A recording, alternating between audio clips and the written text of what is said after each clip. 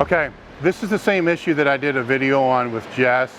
It's a little bit of a different reason. Hers is for the squat and deadlift, which very well could be the same. But this row isn't going to be elbows down, it's going to be elbows out. So it's trying to pull the back together and down, kind of like you do on the bench. So, and it's going to have a static hold at the top. The reason why I'm a big fan of a chest supported row, even more than I am like a seated row that's chest supported, is the lower back just was straining while benching and arching, and then with the static work. So if you're, especially on max effort bench work, your lower back's already kind of been taxed more than what you think it is. This here isn't really necessary for the lower back to take any type of blunt force. It's just working the upper back. But if you don't have a chest supported row, just use a bench and prop it up on a plate. I do like the idea of it being a barbell because we do want to have some type of correspondence to the barbell. So where dumbbells fit another roll, which is, you know, the health shoulder roll that we're working with me, but when it's a bench press, we kind of want to simulate that a little bit. Where I want here, I want this firing. So I want you to try to pull this together. There you go. You might even want to turn your elbows out a little bit more. There, see, now you're starting to hit that area that was just pounded. That's what you want to train here. Let's try to flip the elbows out more, even more, way out. So there you go, right there. Now this is not a row that I would advocate somebody that's trying to train for muscle hypertrophy. When John would have the bodybuilders come out, this is actually what they were doing.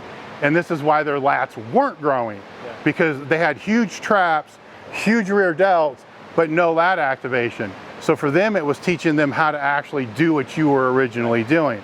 So this is where one exercise has multiple applications, and that's why there's no good or bad exercise. You know, it's the application of the exercise and what it's for. All right, on shit like this, sets and reps, I don't give a shit about. That's up to whoever's training. This is hypertrophy work. This isn't direct strength work. Who gives a fuck what your 5 rep max is on a chest supported row? It's not even going to carry over. But building the upper back up, where I'm going to embarrass you a little bit. Come here a minute. Where if you look here, you see how there's a hole right there. All right, for a power lifter, if I was trying to develop a power lifter, that should almost be like a hump. Not a hump like bad spine hump, but muscled, like the trap build up through there. If it's a bodybuilder, then you want here. So this is what I'm trying to build right now, because that stabilizes the bench. It also stabilizes the squat and the deadlift. So this is what I'm looking at from the back, is to make sure when he pulls, this is coming together. Pull like a regular row, pull low. See down here how the lats, this is when it's nice to have somebody that's lean, because you can actually see what the fuck's going on. Do it again, go the high again.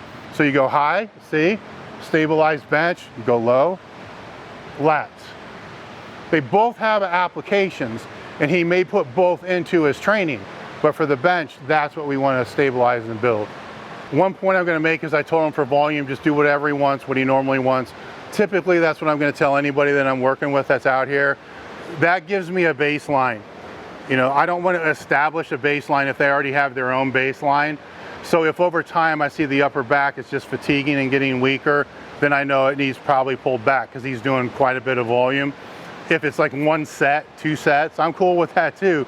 But if it doesn't start to fix the lifts, then I know it needs to go up. So it gives me, you got to have a baseline. And the best baseline I know is to use what's already existing and then kind of pivot from there. All right, now from here, if he was out here training, I'm essentially done. I'm done with what he would do, but that doesn't mean they're done. What I'll tell the lifters here is you got to do your lats, you know, you got to do your back work. You probably want to do some tricep work. You probably want to do a little bit of shoulder work, but everything at that point is going to be in like a 10 to 15 rep range. You know, no strip sets, no bullshit, just straight sets, you know, and kind of go from there. That leaves, again, it leaves room to pivot. It allows them to do curls or whatever the hell they want to do while still not killing their recovery ability. What I don't like is if they start putting in strip sets and all kinds of stupid shit that makes it harder to recover from come next bench day. Because realistically, if it was a time crunch, they could hit this stuff because they've already would have done their abs, low back, and then be out and gone. And it's not going to hurt their training unless they're doing it every day for 3 weeks. So this is where you can build in those other components of your training, and it's really not going to matter that much. But I'll let him do whatever he wants to do, and if I see some tweaks on things, you know, I'll mention the tweaks that are there. I do like people to do pull downs, vertical pulling of some sort. I really don't care what day it's on. If they do, you know, horizontal on one day, usually I want the vertical on another, but I really am kind of impartial to it. But I don't push a big high volume on it because I don't have them do a lot of vertical pressing at all as powerlifters. For me, I'm biased. No, I'm not going to say that. I'm biased against it because I don't think it has a very big carryover for the power lifts, but I do see a big risk. Like Ted will do very lightweight with the football bar, like a quarter per side for fives. So I think he's got to balance that out with pull downs, but it's not like I'm having them do heavy logs one day and all this heavy stuff. If it was a strongman or a bodybuilder or something like that, my thoughts would be completely different. He's running a more balanced type of program. So this would be like a good point of discussion of where for me, it's like, you know, if the girls do 3 or 4 sets, cool. I don't have a whole lot to balance with this. And I sure as fuck don't want it to create an imbalance that's going to create a shoulder problem. So I'm falling on the side of the least. You know, in a week or two, I'm going to be speaking to a group of high school kids, and the narrative is going to be totally different. It's going to be these kids need to be able to do lunges, push-ups, pull-ups, even fucking sit-ups to a certain degree. They need to be able to move their body through space before they start getting tied up and all this other shit. Right. You know, so if this can help transfer to a pull-up, so be it, but usually it don't.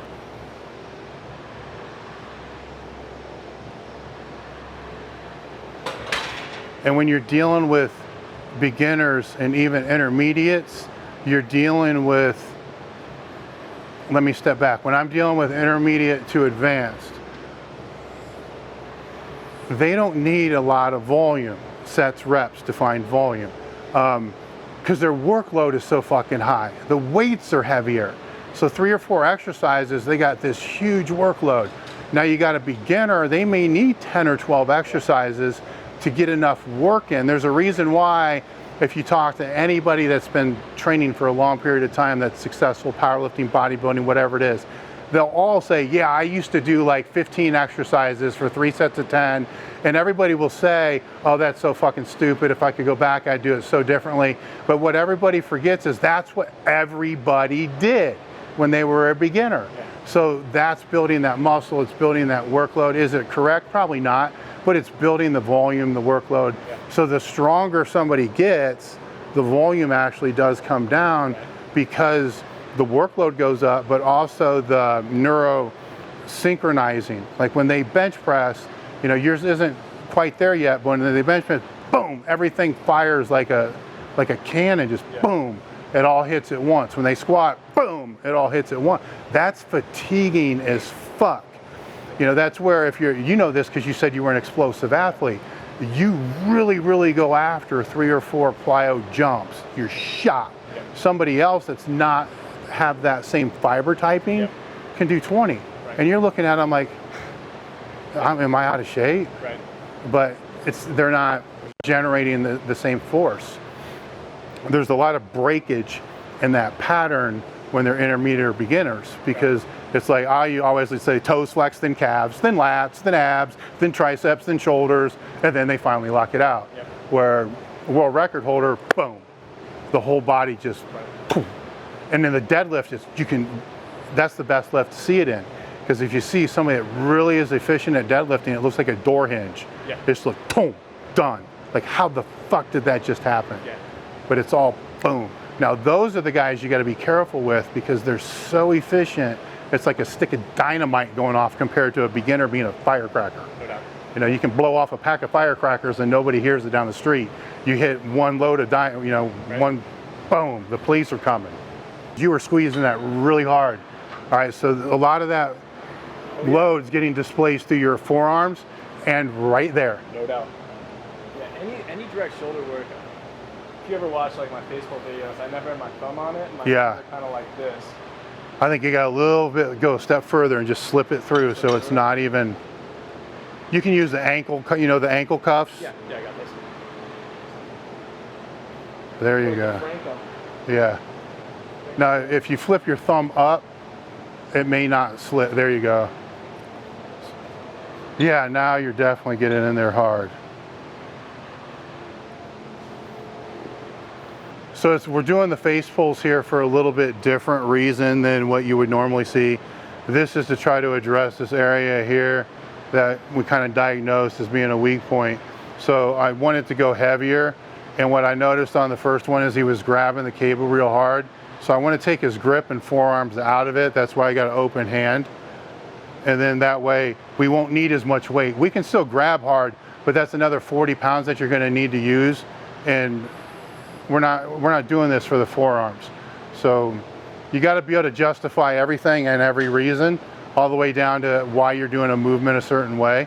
And I always like to fall on the side of if it can be done, if it's an accessory, if it can be done with a lighter weight but more effectively, then go that route, because it's just a fucking face pull. You can grab really hard, foot up, and pull like a motherfucker, which that falls on that extreme, like really, you know, do we really want to accommodate the low back, the abs, and everything else when all we're trying to do is work that one spot? Right. We can always do the paleo press, right?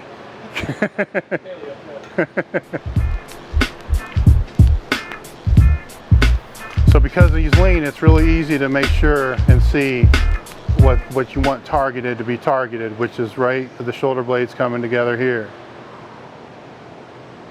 Now, if it was just a warm-up face pull, you know, different rules apply, but this is the key thing. If I'm taking somebody through training, kind of as I mentioned there, is every exercise has to have a reason. If it doesn't have a reason, I don't want to see it unless it's during free time. And then the way you do the exercise has to have a reason. If you can't, then don't do it, because it's always better to fall or on the end of less, you know, trained harder, and then more trained, actually smarter. You can do a ton of shit really smart, and it's not going to get you anywhere.